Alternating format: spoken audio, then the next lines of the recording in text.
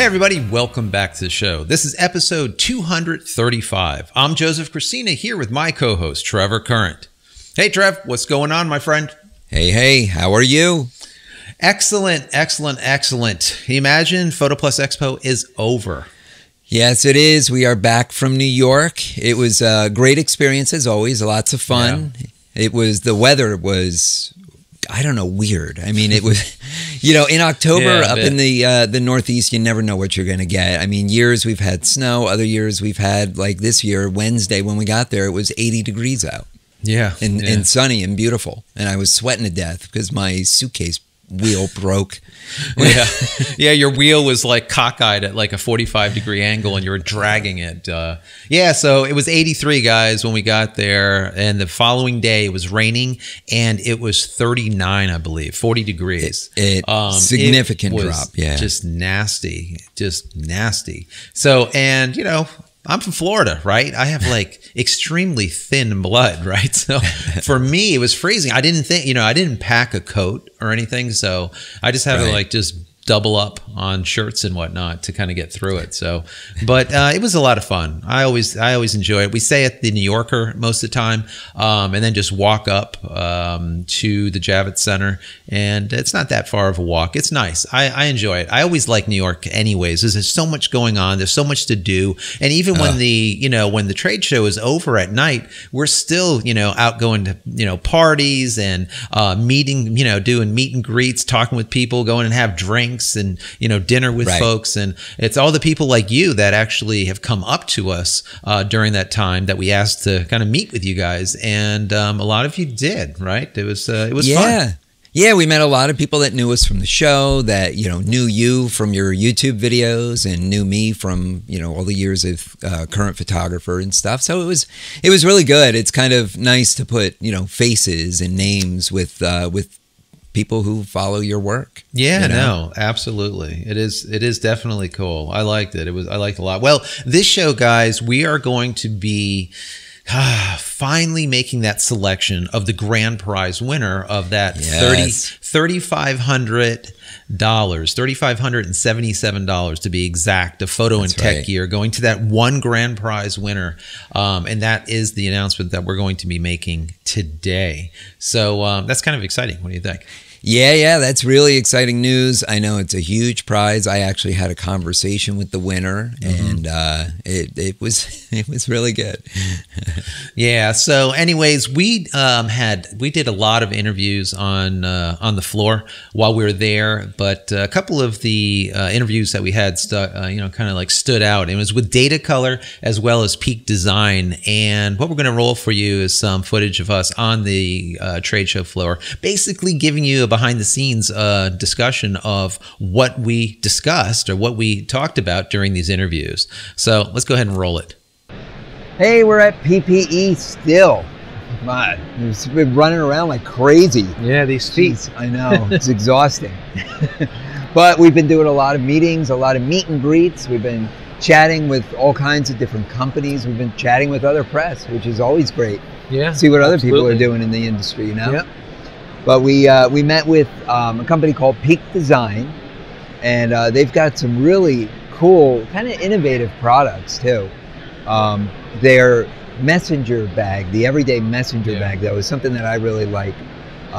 That is just a sleek bag that just kind of fits to your body nice, but it's got more of that like urban wear type of look to it, It's not so utility, it's more fashion utility, something like that. Yeah. So, and that's actually one of the bags that we're going to be giving the winner to our contest, that messenger bag, I think. Right. And it looks really, really nice. It's built well. You can see that it's like the design of it is really designed well. It's double, triple, quadruple stitched or whatever. You can see the stitching on there. I mean, it's really done well. So I like it. I mean, I like it a lot. I am a bag guy. I love having a really nice so bag. many bags. I have so many bags, right? Yeah. But for me, some type of messenger bag or something is just my favorite, Yeah. Because it just works. I like the ones that kind of, they form fit. Instead of being so rigid like a purse, I like it a little bit softer, that kind of form fits a little bit. Yeah, I'm definitely a messenger bag fan too. I've got a bunch of them. I prefer them over the backpacks simply from the fact of usability.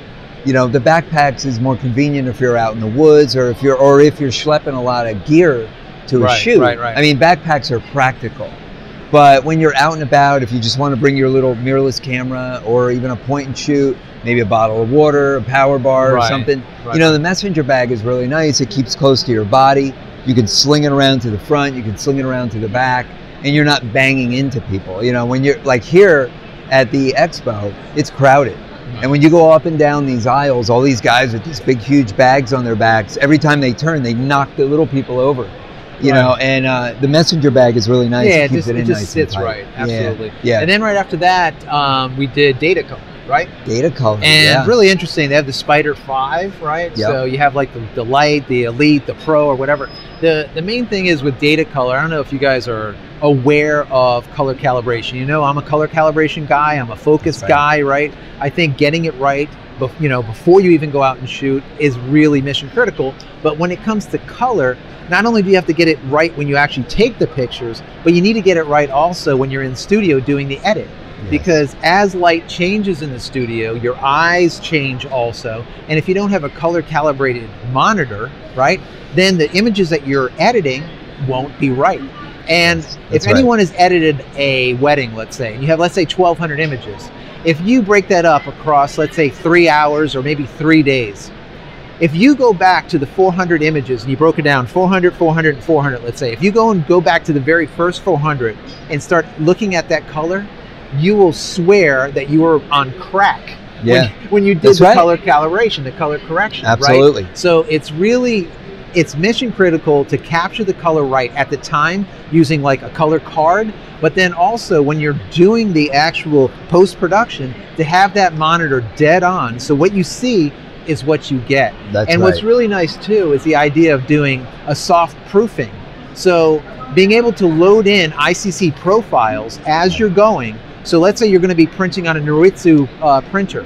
You can get that ICC profile and then load it into your software and soft proof before you send it to press, and you'll know exactly what you're getting before you get it. That is the way you do it, and you do it right? That's right, yeah. I remember back in the early days of my design career, you know, with offset print production.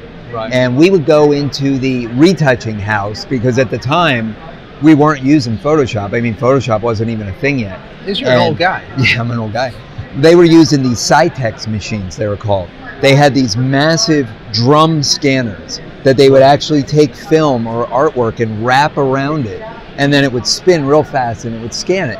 Then they would bring that into the computer and they would do all their retouching there. Well, when we would go to these places, we would be going down like in the dungeons, in the bellies of the buildings where there's no lights, there's no windows, you know, and the guys are in darkened rooms with hoods over the monitors and stuff to try and keep the lighting environment exactly the same throughout the day. Day to day, hour to hour, week to week, and everyone's eyes are like this. Yep. And we all work in studios, hopefully with windows, so we don't feel like we're working in a cave all day long.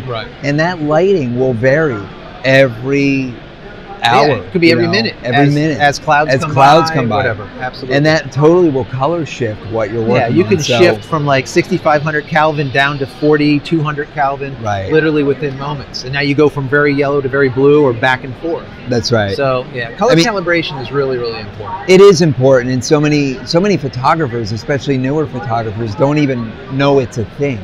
They don't even know that color calibration exists. You know, they just open their laptop, look at the monitor, and it is what it is, and what they see is what they think they're going to get. And in the beginning, that may be good enough. You know, when you get your printed product back and you look at it and you say, yeah, that looks really nice. But as you train your eye and as you get more experience, you're going to start thinking about this color and the consistency and the accuracy, you know, and repeatable results.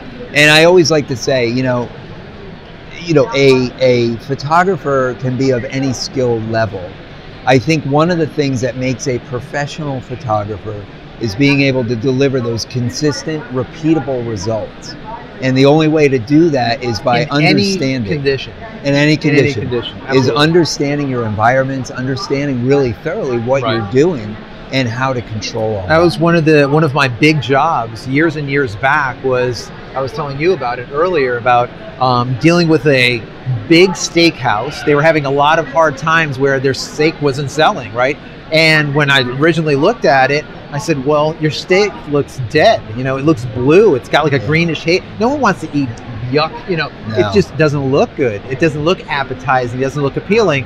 And literally after, you know, working with them for a month and redoing all their stuff, their sales went up. There was actually ROI, you know, there was results to actually getting that color right, especially when it comes to food photography. Yeah, food photography, it's all about appetite appeal. Yeah. And if you're not photographing something that somebody looks at and their mouth actually starts watering, then you didn't do your job.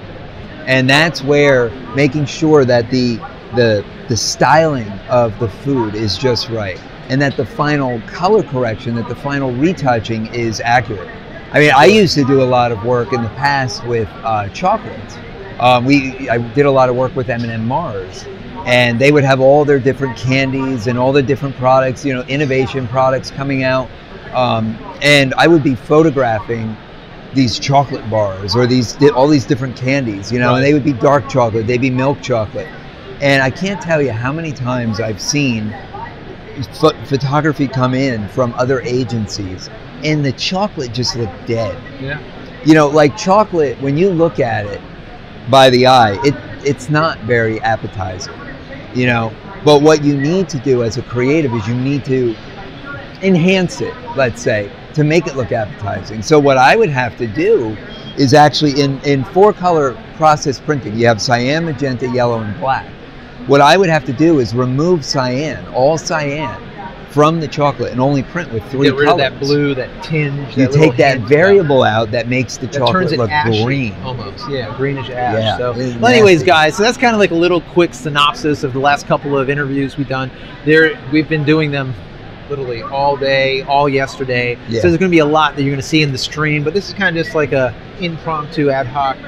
And before they start screaming on the PA back there, right? Yeah, they're getting ready for a presentation. We're going to get out of here, but stay tuned because we got a lot more content for you. Stay right where you are.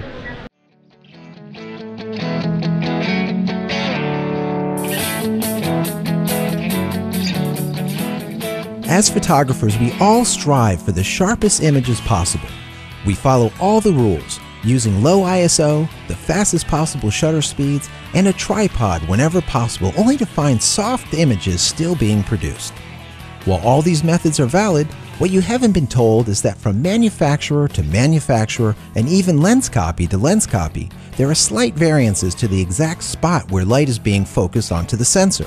These variances are what the focus pyramid quickly, easily, and cost-effectively addresses. This product was developed as a direct response to the many DIY products that were too complex to use and the commercially available products that were simply too expensive. The focus pyramid works with all major camera manufacturers, including Canon, Nikon, Sony, Olympus, and Pentax, to name a few. It will also work with all future DSLR cameras that allow for custom focus adjustments. The focus pyramid is a true form follows function undertaking. It allows the photographer to quickly calibrate their lenses either in studio or on location in a matter of minutes to help them achieve the absolute sharpest images possible. Simply place the focus pyramid on a flat surface. Align the camera, take a shot, and review your focus point. Adjust your camera settings to compensate for any variances. Repeat this process for each and every one of your lenses. That's it. Images go from soft to tack sharp in a matter of minutes. So grab a focus pyramid to take complete control of your DSLR's focusing system and start making better photographs today. All right, we are back, and it is time to announce the winner. What do you think? Let's get this out there. We had a lot of entries in this giveaway, this round. This PhotoPlus Expo 2016 was our biggest giveaway yet. We surpassed the one that we did for WPPI, and it was just crazy. Like over 8,000 entries. It was just amazing. That's nuts. Amazing. Yeah. You know, we have to thank everyone out there. We just get so much support from you guys, and it's really heartfelt. And it's just people from the U.S., but then also so many of you guys are from all over the world. That's right. All different languages, all different types of walks of life, all different types of photographers, from amateurs to pro-ams to professionals, everybody in between, videographers, just artists in general, just folks that just want to hear us and talking about, industry, kind of tips, tricks, how-tos, all the rest of the kind of stuff that we deal with here on the show, and, basically photography news. Yep. So it's just really, really great. Yes. So the winner of over $3,500 worth of photo and tech gear is, hold on, drum roll. Yes, it's Leslie Kossoff. She is our winner, and her studio name is LK Photos, and she is a portrait photographer out of the DC area. She does a lot of event photography for, all the politicians, all the political event coverage. She does a lot of corporate work, corporate portraits, corporate events. She does the occasional weddings.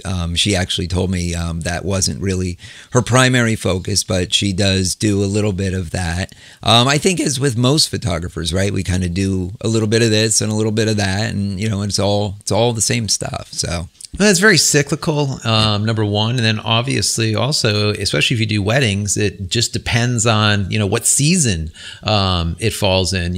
Seasonal, photography is, where sometimes the bread and butter is. And if it's not wedding season, it could be corporate season. It could be nonprofit season. It could be, kids photography from schools, that type of stuff.